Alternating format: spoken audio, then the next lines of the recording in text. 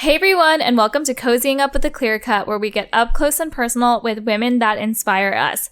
Today, I'm so excited to be sitting down with my favorite content creators, Marissa Ren. Thank you so much for being here today. Thank you for having me. I'm excited. I think I first started seeing your TikToks like around COVID, and a lot of them were like the Chinese street style, right? Yes. So tell me a little bit about how you got started, creating content and how you've kind of turned that into your full-time career. Yeah, so I guess the pandemic was actually first when I started creating a lot. I had TikTok before then, but I wasn't really using it, posting videos. And then during the pandemic, I just had nothing else to do.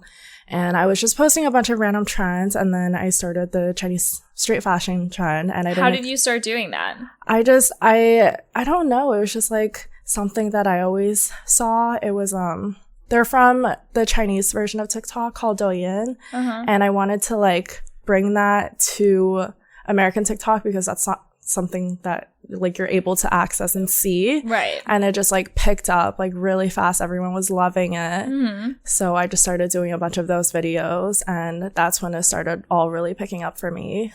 And I think actually my husband was the first person to show them to me. He's like, look how cool the Chinese street style. I was like, oh my God, amazing. How's your content evolved since then? Yeah, so I guess that series is what really struck a lot of people, but also I wanted to share more of myself as well and my personal style. So I obviously do that series, and then I also try to put out videos about me and my lifestyle and my outfits and kind of merge the two together.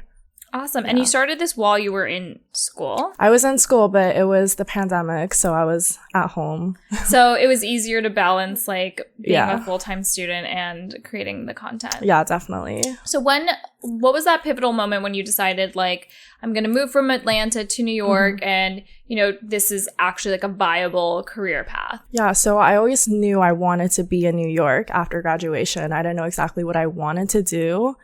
I started out in college as an aspiring accountant. And then once I started TikTok, I was like, no, I need something more creative. I can't just sit at an office job and crunch numbers all day. But I realized that content could be more of a full-time job when I started working with a lot of brands later into the pandemic and after things started going back normal a little bit. And I was like, I really like doing this. I love working with brands, and the income is good. It's obviously a lot better than what I would have made as an entry accountant or marketing person.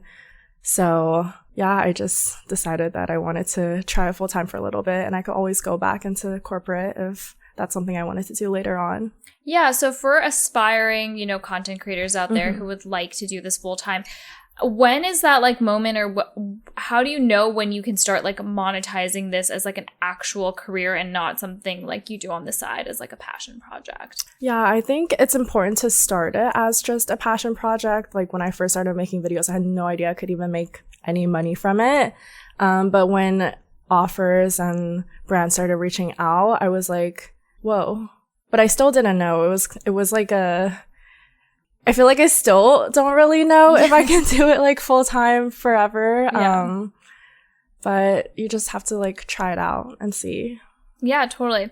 Can you share more about your experience as an AAPI content creator? Yeah, so I think a lot of my content starting in pandemic and with the Chinese street fashion was focused on bringing more AAPI awareness and appreciation, because during COVID there was a lot of hate going on. A lot of Asian hate, yeah. A lot of Asian hate, and that all resurfaced beginning of 2021 too. So it's really important to just have that representation in media and social media, and it definitely made me feel more empowered as well, being able to connect with other AAPI content creators. Yeah, I think just having that community is so important. And did you grow up in the US? Your parents are they from here, or did you grow up with some Chinese culture and influence? Yeah, so I was actually born in China. Oh, really? And I moved to the US when I was 6. Oh, wow. My parents still don't really speak English. So I was raised very traditionally. My parents only speak to me in Chinese. Oh my God, that's awesome. Yeah. My mom is Chinese, but my dad doesn't speak Chinese, so I grew up like not really having that. So my grandma lived with us and she didn't speak any English, so that's the only reason why I can like understand or like even speak a little bit. And I think it's so important to like keep those ties like with your culture. No, I agree. I want to like live in China for a few months sometime. Have you ever like gone back there as an adult? Yeah, I mean, before the pandemic, my family was visiting every 2 to 4 years. I haven't gone since the pandemic, but I do want to go back soon. And did you always have like an interest in like Chinese like street style? Like were you always like following that, or was that kind of something that you discovered in the pandemic? I think that was just something I got in the pandemic. Okay. I honestly didn't know much about it either before like social media. So it was really, really cool to see, and I just wanted to share it with everyone else. Do you think the Chinese street style like influences like your personal style? Definitely a little bit, yes. Awesome. Yeah. Growing up in Georgia, no one dresses super edgy or cute. Like you only wear sweats around. So it was nice to see some change. What is like one of the most important messages you want to like convey to your followers through your content? A lot of my content is fashion related, so I would just say dress in whatever makes you feel good and comfortable, and don't really think about what other people have to say about it. Since you started like your career thinking you were going to be an accountant, like was fashion always something that you had in your life that you really liked, or is this something that you discovered through your content creation? Yeah, I definitely always had an affinity towards fashion. I just didn't really get to, like, I didn't have that much money growing up, so like shopping for clothing wasn't something that was like super, like I didn't get to do that a lot. But during the pandemic, I really got to discover more of like a personal style and being able to, you know, like go thrifting and find ways to incorporate style within a budget. And then after working with so many amazing companies and brands, I really got to just like access more of it. Yeah. What are like some style tips that you have for, you know, someone who doesn't really know what their personal style is, or like they're experimenting, like any like tips to have pieces that you need in your wardrobe that are like really versatile, things like that? Yeah, I think building like a capsule wardrobe is really important. I tend to wear a lot of the same pieces over and over again, just like wear them differently. And also having like inspiration was really helpful for me. I love going on Pinterest and then following other like fashion creators. And I actually I use TikTok now as like a Google. Like I search everything on TikTok now before I even like search it online. Yeah. And you like started on TikTok, right? Is that like your platform of choice? Yes, I think TikTok is definitely where I have the most following and where I post the most, but I also love Instagram. What do you think the main difference between like the two platforms are? And if you are an aspiring content creator, like how should you be treating like the platforms differently? Yeah, I think TikTok is definitely a lot more real. You can just create content whenever and whatever content, and Instagram is a lot more curated. Like I feel like I put way more time and effort into Instagram posts before I post them, whereas TikTok is more of just like, I think of something, I make it and I post. Yeah, and I don't know, I feel like video format right now is really important. So I think for anyone who wants to start, I think starting out with TikTok would be really nice. How much time like every day do you dedicate to like creating videos? I've definitely slowed down a little bit after moving to New York, and sometimes like it's like one day I crank out a lot of content, one day I don't really do anything related to that. But when I am making videos, I'd say like 2 hours, 3 hours. That's a lot. That's a lot of content creation time. Yeah. How do you find like inspiration for your videos? Like it can be really taxing, like always like needing to be creative, coming up with new things to post, and the cycle is so fast. So how do you keep up with that creatively? I've honestly struggled with that a little bit in the past few months. I feel like it's gotten really, really saturated and I've like been kind of burnt out. But I think just like taking a little break sometimes, and also, I don't know, scrolling and seeing what other people are doing too. Yeah, sometimes ideas just come to me randomly. It's like a mix of everything. Because one thing I think, and I've talked to a lot of other creators and it's a little bit of a struggle, is when your life is also like social media.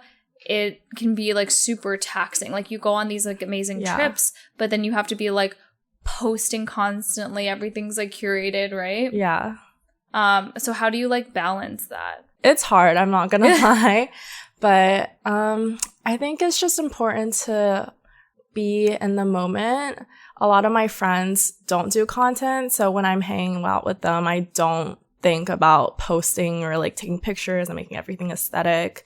And then just like separating the two, it's hard, but I've been getting better at doing it. Like on trips and stuff, I try to have fun, like priority, and then create any content I can when I'm like resting or not like in the moment. Because I think there's been like a huge rise in these like influencer like trips, right? And they all look like from the outside like so amazing, so extravagant, but you guys are like working the whole time. It's not like just fun and games, right? Yeah.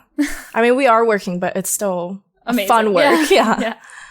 So I know that you are a recipient of the TikTok Creator Fund. Can you explain like what that is and kind of like how it's been influential in your career? Yeah, so TikTok first launched the Creator Fund, I think 2020, mid 2020. And they chose me as one of the first recipients, which was really cool. But it's honestly, I mean, it's really cool. It's just a way for them to like help monetize creators on a more regular basis, like the way YouTube does. I would say I don't get much income from it. It's nice, like side money. I still make a lot more from partnerships and ads and things like that. But it's a nice little like consistent side. Yeah. Awesome. So as someone who, you know, is kind of like new and fresh in your career, like what are your like hopes and goals going forward? I'm honestly still figuring that out. That's fine. I feel like 2 years ago, I never would have expected to be doing this. So I don't know like what can change in the next two.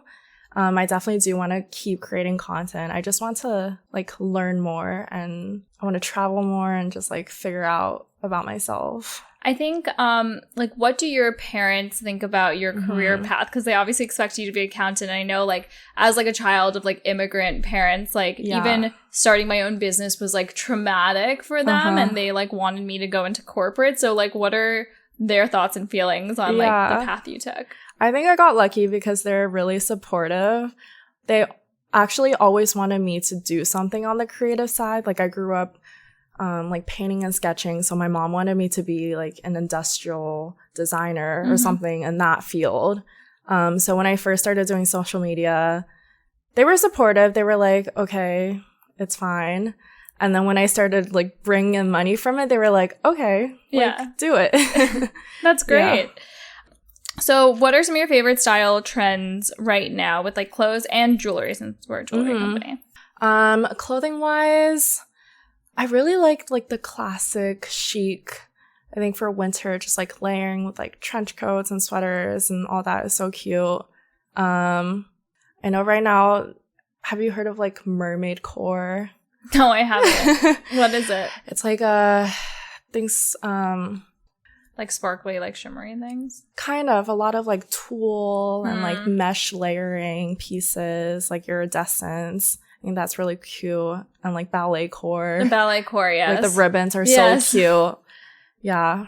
And then for jewelry, I've always been more minimal. So I like my little like delicate necklaces. But I got my ears re-pierced for the first time. Recently? In a while. So I can finally start wearing earrings again. And I'm really into... I feel naked without earrings. No, I know. I've been wearing clip-ons for like so long. Aren't clip-ons uncomfortable? I wear really thin clip-on hoops, so they're fine. Yeah, but I'd rather be in pain than have naked ears. Awesome. So let's switch gears a little bit and play a little diamond game, since we are a diamond company. Okay. So will you ever speak Chinese on your TikToks? Maybe. I'm scared. Have you heard of Little Red Book? Yeah, I just downloaded it. Okay. Yeah. We could talk about that too. Okay. Mom, Kyle's always like, go on Little Red Book.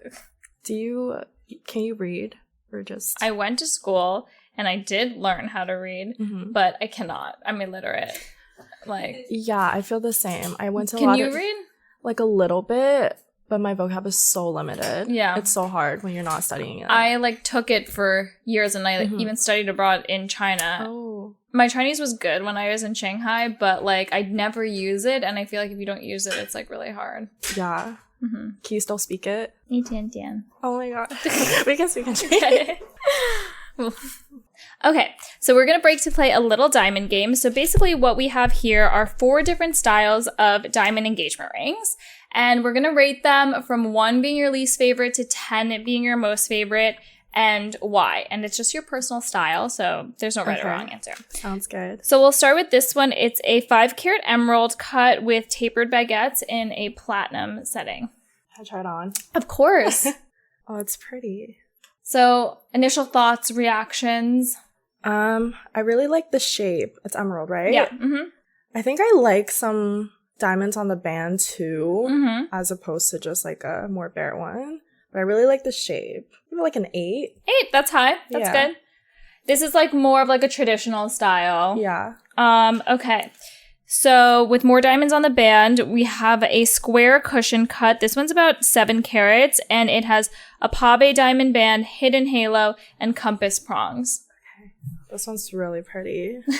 I would give this one like a 9. A 9 out of 10? Okay. Yeah. That's the front runner.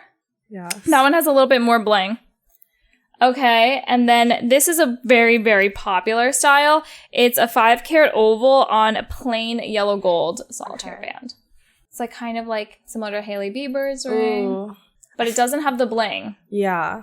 I feel like I haven't seen that many with a gold band. Oh, really? Yeah. The gold bands are probably our most popular right now. I really like the oval shape. I just don't think it looks good on me, but it's very pretty. So for you, what would you rate this? 7. Okay. Yeah. 7, so this is number 3. And last but not least, we have a bit of a curveball. Oh. This is an antique style 5.5 carat old euro set in like an antique ring. This is so blingy. I love it. So it's a little bit of a more unique style. Yeah. I would give this one, say 7.5. 7.5. Yeah. Okay, so we have the cushion cut as the front runner at the 9. Yes. Perfect. Thank you so much. They're all beautiful, though. Thanks for playing. Awesome. Okay, so we chatted for a sec about Little Red Book, which is like a Chinese social media app. And my husband's always telling me, you have to download it, you have to do it, like, because we have friends that use it, and they're like, oh my god, it's like amazing for reaching like an Asian market. So you just recently downloaded it. What is your feeling on it? I've barely used it. Is it like TikTok? Like, what is it? No, I'd say it's more like Tumblr. Oh, okay. It's like a collection of images, videos, and blog posts. And there's different categories for things you want to see. And the algorithm then like works to like narrow down what you like. I haven't really gotten the chance to look through it yet. I was just on a trip and my friend uses it like religiously, so she told me to download it. Yeah, it's like really, really big in Asia. It is. Yeah. So are you like looking to expand to like the Chinese market more? Maybe. My Chinese is also not as good as I want it to be. But you grew up speaking Chinese with your parents, right? I know, but I think it's different when you don't, like, study it in school and you're not, like, constantly surrounded by people who speak it. I find that so hard. Like, I studied it basically all through, like, high school and college and, like, grew up kind of with my grandma speaking it, but if you don't speak it for a while or don't read, it's so hard to keep up. Yeah, it's so hard. And now that I don't like live with my parents, I obviously like haven't gotten the chance to practice it that much. Yeah. But yeah, my husband's always like, speak Mandarin like on social media. I'm like, I'm embarrassed. It's scary. I can only really speak it if I'm like drunk. We can speak a little Mandarin if you want. Okay. You go first. Okay. 怎么说什么？我不知道。我的中文不好。我觉得挺好的。真的。Yeah. My mom says I have a very strong American accent and I shouldn't speak it. No, I feel like it's hard to not have an accent if you don't grow up speaking it. I know. It's like British people have British accents, right? Yeah, exactly. You're still speaking the same language. But that's so cool. I love that. And I think it's cool that you integrate like Chinese street style and culture, like, and bring like a different perspective to your content. And I think that's why it like picks up so well, because you don't see that from other creators. So what is next for you? Do you have any like exciting projects you're working on? Anything we can like look forward to? Besides following you on Little Red Book, because you're going to start posting there, right? Yeah, I hope. Honestly, I have a few fun campaigns coming out with brands I've worked with, but I tend to just go with the flow. I don't know. I'm also excited to see what's coming next. I don't really know yet. Any like words of wisdom for aspiring content creators? Just post. Yeah, just start, right? Just start. All right, do you have any, I mean, like, I think a lot of people might be a little nervous to start putting their content out there because they're nervous about, you know, the reaction or like getting embarrassed. Like, what do you think about that? Like, negative comments or feeling like shy, like your friends might judge you? Yeah, I think the biggest thing for me was when I first started, there were people in my life that were kind of judging me. It wasn't more about the comments. Like, I can handle that. I don't really care. They're just people behind a screen. That's good. Yeah. Sometimes people can take it really personally, though. I know. People suck. Yeah. But comments are, I don't know, they don't get to me, which is good. But I feel like I had a few friends in the beginning who were judging me a lot, and they were not supportive until I became like kind of successful. That's how it always is. Yeah. So I feel like that's the hardest thing. But honestly, just put out content. Like, everyone is doing it. Like, everyone sees it. It's nothing to be like embarrassed or shy about. Like, I've always been super introverted. Like, I've never expected to like be putting myself on the internet like this. So yeah, and I think, you know, everyone, it's like embarrassing until like you find a little success, and then everyone like thinks you're amazing. Yeah, exactly. Awesome. Well, it was great having you. We can't wait to follow along on your journey. Where can we follow you, keep up with what's going on with Marissa? Obviously I'm on TikTok. My handle is Marstruck, but I'm also on Instagram. It's Marissa with the dot after the M. Okay. Yeah. Perfect. Awesome. Thank you. Thank you for having me. This is awesome. I'm Olivia Landau, founder of The Clear Cut, and you just listened to Cozying Up, where we feature women that inspire us. You can tune into episodes wherever you listen to your favorite shows and find us on social media at The Clear Cut.